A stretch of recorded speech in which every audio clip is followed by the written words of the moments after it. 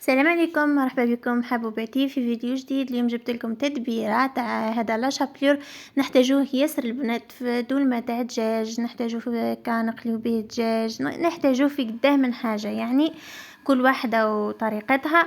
اليوم جبت لكم كيفاه نديرو ونحتفظ به لاطول مده ممكنه وجامي جامي جامي يفسد لي البنات. شوفوا لهنا نحكم خبز يابس اللي عندك كامل حكميه، حطيه في الفور، يتحمص هكا مليح، خليه يحمر هكا شويه باه يعطيك هذاك اللون الذهبي المليح. ما تخافيش او يبانك احمر كيما هيك محروق، بصح كي ترحيه يجي نورمال. شوفي كيفاه لهنا يجي، حتى في مثال تقلي به دجاج ولا حاجه يعطيك لون يهبل.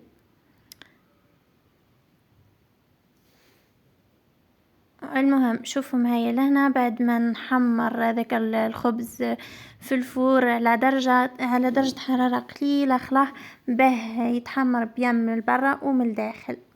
نخرجه نخليه يبرد تماما، بعد ما يبرد تماما نحكم نرحيه.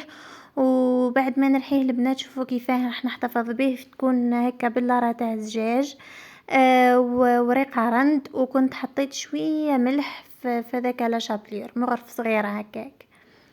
ولهنا البنات نفرغ كيما هكا ونخلي هذيك الورقه تاع الرند في وسطهم ونقفل عليه مليح ونخبيه.